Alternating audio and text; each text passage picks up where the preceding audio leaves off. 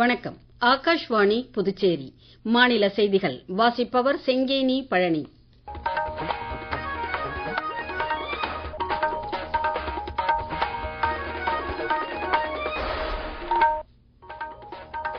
தலைப்புச் செய்திகள். நாட்டை பிளவுபடுத்த சதி செய்யும் அனைத்து சக்திகளையும் தோற்கடிக்க அனைவரும் ஒற்றுமையுடன் இருக்க வேண்டும் என்று பிரதமர் திரு நரேந்திர மோடி நாட்டு மக்களுக்கு அழைப்பு விடுத்துள்ளார். இந்தியாவில் உள்கட்டமைப்பு உலகத்தரம் வாய்ந்ததாக மேம்படுத்தப்பட்டுள்ளதாக திருவனந்தபுரத்தில் நடைபெற்ற மிஷன் 2026 மாநாட்டில் மத்திய உள்துறை அமைச்சர் திரு அமித்ஷா கூறியுள்ளார். புதுடில்லியில் இன்று காலை நடைபெற்ற 56வது ஃபிட் இண்டியா நிகழ்ச்சியில் மத்திய இளைஞர் நலன் மற்றும் விளையாட்டுத்துறை அமைச்சர் டாக்டர் மன்சுக் மாண்டவியா பங்கேற்றார். UOS-N1 புவி கண்காணிப்பு செயற்கைக்கோள் PSLV C-62 ராக்கெட் மூலம் விண்ணில் செலுத்துவதற்கான 24 மணி நேர கவுண்டவுன் தற்போது நடைபெற்று வருகிறது. இனி விரிவான செய்திகள். நாட்டை பிளவுபடுத்த சதி செய்யும் அனைத்து சக்திகளையும் தோற்கடிக்க அனைவரும் ஒற்றுமையுடன் இருக்க வேண்டும் என்று பிரதமர் திரு நரேந்திர மோடி நாட்டு மக்களுக்கு அழைப்பு விடுத்துள்ளார். 3 நாள் பயணமாக குஜராத் சென்றுள்ள அவர் இன்று காலை சோம்நாத் கோவிலை பாதுகாக்க உயிர் தியாகம் செய்த எண்ணற்ற வீரர்களை கௌரவிக்கும் வகையில் நடைபெற்ற சௌரிய யாத்திரையில் பங்கேற்றார். பிரதமரின் இந்த பயணம் குறித்த கூடுதல் தகவல்கள். குஜராத் மாநிலத்தில் உள்ள பிரபாஸ் பட்டானில் இன்று நடைபெற்ற சோமநாதர் சுயமரியாதை விழாவில் பிரதமர் திரு நரேந்திர மோடி கலந்து கொண்டு உரையாற்றினார். நிகழ்ச்சியில் பேசிய பிரதமர் நமது கடந்த காலத்துடன் ஆழமான தொடர்பை பேணி காத்து வளர்ந்த பாரதம் என்ற இலக்கிற்காக அனைவரும் தோளோடு தோள் நின்று மனதோடு மனம் ஒன்றி முன்னேற வேண்டும் என்று நாட்டு மக்களை கேட்டுக் கொண்டார். சோமநாதர் சுயமரியாதை விழாவை நம்பிக்கை மற்றும் பக்தியின் பிரதிபலிப்பு என்று வர்ணித்த பிரதமர் இந்த விழா வெறும் வரலாற்று பெருமையின் கொண்டாட்டம் மட்டுமல்லாமல் சோமநாதர் ஆலயத்தின் காலத்தால் அழியாத பயணத்தை எதிர்கால தலைமுறையினருக்கு உயிர்ப்புடன் வைத்திருக்க உதவும் ஒரு சிறந்த தூண்டுகோலாக விளங்குகிறது என்று கூறினார். இந்திய நாகரிகத்தின் விழுமியங்களை வலியுறுத்திய அவர் நமது நாகரிகம் ஒரு சமச்சீரான வாழ்க்கையை வாழவே கற்றுத்தருகிறது என்றும் அன்பின் பரிமாற்றத்தையும் கொண்டுள்ளது என்றும் பாராட்டினார். கஜனி முதல் அவுரங்கசீப் வரையிலான தொடர்ச்சியான படையெடுப்புகளுக்கு பிறகு ஆலயத்தின் வரலாற்று சிறப்புமிக்க புனரமைப்பு பயணத்தை நினைவு கூர்ந்த பிரதமர் சோமநாதர் ஆலயம் எப்படி மீண்டும் மீண்டும் புனரமைக்கப்பட்டது என்பதை நினைவு கூர்ந்தார். ஆலயத்திற்காக அனைத்தையும் தியாகம் செய்தவர்களுக்கு முக்கியத்துவம் அளிக்கப்படவில்லை என்றும் அவர்களின் கதைகள் வரலாற்றில் இடம் பிடிக்கவில்லை என்றும் பிரதமர் வருத்தம் தெரிவித்தார். மேலும் இந்த யாத்திரையில் குஜராத் முதலமைச்சர் திரு பூபேந்திர பட்டேல், துணை முதலமைச்சர் திரு ஹர்ஷ் சங்வி ஆகியோரும் கலந்து கொண்டனர். முன்னாள் பிரதமர் லால் பகதூர் சாஸ்திரியின் நினைவு நாளை ஒட்டி இன்று குடியரசு துணைத் தலைவர் மாளிகையில் உள்ள அவரது திருவுருவ படத்திற்கு குடியரசு துணைத் தலைவர் திரு CP ராதாகிருஷ்ணன் மலரஞ்சலி செலுத்தினார். முன்னாள் பிரதமர் சாஸ்திரி ஒரு தொலைநோக்கு பார்வை கொண்ட தலைவர் என்றும் அவரது வாழ்க்கை எளிமை, நேர்மை மற்றும் தேசத்தின் மீதான அசைக்க முடியாத அர்ப்பணிப்புக்கு ஒரு எடுத்துக்காட்டாக திகழ்ந்தது என்றும் குடியரசு துணைத் தலைவர் தமது சமூக ஊடக பதிவில் குறிப்பிட்டுள்ளார். லால் பகதூர் சாஸ்திரியின் காலத்தால் அழியாத ஜெய் ஜவான் ஜெய் கிசான் என்ற முழக்கம் நாட்டின் வீரர்கள் மற்றும் விவசாயிகள் மீது அவர் கொண்டிருந்த ஆழ்ந்த மரியாதையை பிரதிபலித்து இளம் தலைமுறையினரை ஊக்குவிக்கிறது என்றும் திரு CP ராதாகிருஷ்ணன் கூறியுள்ளார்.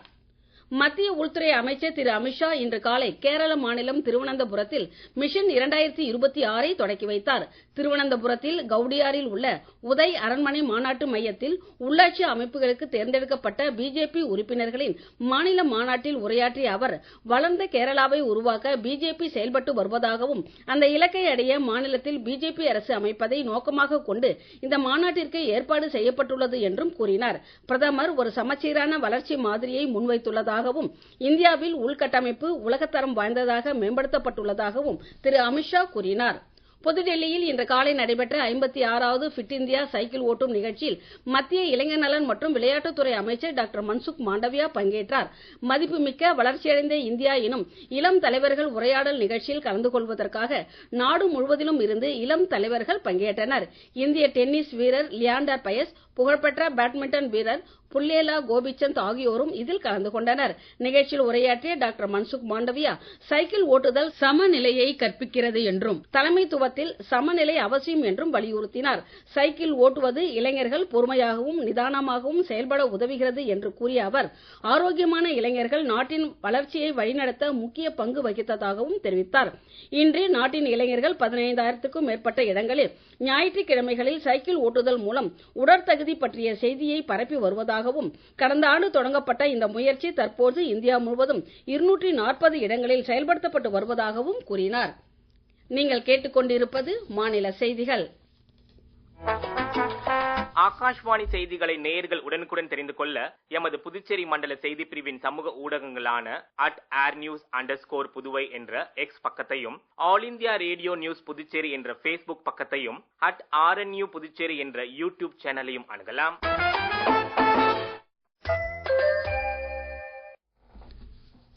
செய்திகள் தொடர்கின்றன. மத்திய வெளியுறவுத்துறை அமைச்சர் டாக்டர் ஜெய்சங்கர் பிரான்ஸ் மற்றும் லக்சம்பர்க் நாடுகளுக்கான தனது பயணத்தை நிறைவு செய்துள்ளார். தனது பயணத்தின் போது அவர் பிரான்ஸ் அதிபர் திரு இமானுவேல் மேக்ரோனை சந்தித்து இருதரப்பு பேச்சுவார்த்தை நடத்தினார். இந்த சந்திப்பின் போது இரு நாடுகளுக்கும் இடையே புதுமை மற்றும் தொழில்நுட்பம், ஸ்டார்ட் அப்புகள், சுகாதாரம் மற்றும் கல்வி ஆகியவை குறித்து விவாதிக்கப்பட்டது. பாதுகாப்பு, விண்வெளி, சிவில், அணுசக்தி மற்றும் கடல்சார் பாதுகாப்பு ஆகிய முக்கிய துறைகளில் வளர்ந்து வரும் ஒத்துழைப்பு குறித்தும் இரு தலைவர்களும் விவாதித்தனர். பிரான்ஸ் தூதர்களின் 31வது மாநாட்டில் சிறப்பு விருந்தினராக கலந்து கொண்டு உரையாற்றிய டாக்டர் ஜெய்சங்கர் உலகின் சமகால உலகளாவிய மாற்றங்களை சுட்டிக்காட்டினார். மேலும் இம்மாநாட்டில் கௌரவ விருந்தினராக கலந்து கொண்ட முதல் ஐரோப்பியர் அல்லாத வெளியுறவு அமைச்சர் டாக்டர் ஜெய்சங்கர் என்பது குறிப்பிடத்தக்கது. லக்சம்பர்கில் அந்நாட்டு பிரதமர் திரு லூக் ஃப்ரீடனை சந்தித்த டாக்டர் ஜெய்சங்கர் அரசியல் ஒத்துழைப்பு, வர்த்தகம், முதலீடு, டிஜிட்டல் தொழில்நுட்பங்கள், விண்வெளி மற்றும் உலகளாவிய முன்னேற்றங்கள் குறித்து இந்தியா லக்சம்பர்க் நாடுகளுக்கு இடையே உள்ள உறவுகள் குறித்து விவாதித்தார். லக்சம்பர்கின் முன்னேற்றத்தில் இந்திய சமூகத்தினரின் பங்கேற்பையும் அவர் எடுத்துக் கூறினார். முக்கிய உள்கட்டமைப்பு திட்டங்களின் அமலாக்கத்தில் மத்திய மாநில அரசுகளுக்கு இடையிலான ஒருங்கிணைப்பு மூலம் குறைகளை உடனுக்குடன் களைந்து திட்டங்கள் குறித்த நேரத்தில் நிறைவேற்றி முடிக்கப்படுவதை உறுதிப்படுத்த பிரதமர் திரு நரேந்திர மோடியின் எண்ணத்தில் உருவாகி வடிவமைக்கப்பட்ட பிரகதி தொழில்நுட்ப வசதி இதுவரை 50 கூட்டங்களை வெற்றிகரமாக நடத்தி புதிய மைல்கல்லை எட்டியுள்ளது. பிரதமரின் நேரடி மேற்பார்வையின் கீழ் செயல்படும் பிரகதி வசதி மூலம் கண்காணித்து நிறைவேற்றப்பட்ட ஜபல்பூர் கோண்டியா அகலப்பாதை மாற்ற திட்டம் குறித்து இன்று இந்த சிறப்பு தொகுப்பில் காண்போம். ஜபல்பூர் கோண்டியா அகலப்பாதை மாற்றத் திட்டம் சுமார் 285 கிலோமீட்டர் தூரத்தை கொண்டதாகும். நாட்டின் மத்திய பகுதியில் ரயில்வே திறனையும் செயல்பாட்டு நெகிழ்வு தன்மையையும் வலுப்படுத்தும் நோக்கில் சுமார் 1991 கோடி ரூபாய் செலவில் இந்த திட்டம் அங்கீகரிக்கப்பட்டுள்ளது. இத்திட்டத்தில் பாலாகாட் கடங்கி பிரிவு உட்பட முன்பிருந்த குறுகிய பாதை அகலப்பாதையாக மாற்றப்பட்டுள்ளது. இதன் மூலம் போக்குவரத்து நெரிசல் மிகுந்த பல ரயில் தடங்களுக்கு ஒரு மாற்றுப்பாதை உருவாக்கப்பட்டது. மத்திய பிரதேசம் மற்றும் மகாராஷ்டிரா மாநிலங்கள் வழியாக செல்லும் இந்த வழித்தடம் குறிப்பிடத்தக்க விவசாய உற்பத்தி, வன அடிப்படையிலான செயல்பாடுகள் மற்றும் கனிம போக்குவரத்துள்ள மாவட்டங்களுக்கு சேவை செய்கிறது. இந்த திட்டம் தொடர்ச்சியான சுற்றுச்சூழல் மற்றும் ஒருங்கிணைப்பு தொடர்பான சவால்களை எதிர்கொண்டது. மார்ச் 2016இல் இத்திட்டம் பிரகதி திட்டத்தின் கீழ் கொண்டுவரப்பட்டது. இந்த ஆய்வு காலக்கெடுவுக்குள் வனத்துறை அனுமதிகளை பெறுதல், மத்திய பிரதேச அரசால் நிலத்தை விரிவாக மாற்றுதல் மற்றும் ரயில்வே, சாலை போக்குவரத்து, நெடுஞ்சாலைகள், சுற்றுச்சூழல், வனம் மற்றும் காலநிலை மாற்ற அமைச்சகங்களுக்கு இடையே நெருங்கிய ஒருங்கிணைப்பு ஆகியவற்றின் முக்கியத்துவத்தை வலியுறுத்தியது. பிரகதி திட்டத்தின் கீழ் இந்த திட்டம் கொண்டுவரப்பட்டதால் துறைகளுக்கு இடையேயான பொறுப்புகள் வலுப்படுத்தப்பட்டுள்ளது. சுற்றுச்சூழல் மற்றும் நிலம் தொடர்பான தடைகள் நீக்கப்பட்ட நிலையில் மார்ச் 2021இல் ஜபல்பூர் கோண்டியா அகலப்பாதை வழித்தடம் முழுமையாக செயல்பாட்டிற்கு வந்தது. இது 100% பௌதிக முன்னேற்றத்தை அடைந்து மாற்று ரயில் பாதையின் செயல்பாட்டு பலன்களை வழங்கியுள்ளது. ஜபல்பூர் கோண்டியா அகலப்பாதை மாற்றத் திட்டம் ஒருங்கிணைந்த நிர்வாகம் மற்றும் ரயில் கட்டமைப்பை எவ்வாறு சிறப்பாக வழங்க முடியும் என்பதை விளக்குகிறது. பாதுகாப்பு ஆராய்ச்சி மேம்பாட்டு நிறுவனம் தயாரித்த EOS-N1 புவி கண்காணிப்பு செயற்கைக்கோள் ஸ்ரீஹரிகோட்டா சதீஷ் தவான் விண்வெளி மையத்தில் நாளை காலை 10:17 மணிக்கு PSLV C-62 ராக்கெட் மூலம் விண்ணில் செலுத்துவதற்கான 24 மணி நேர கவுண்டவுன் தற்போது நடைபெற்று வருகிறது.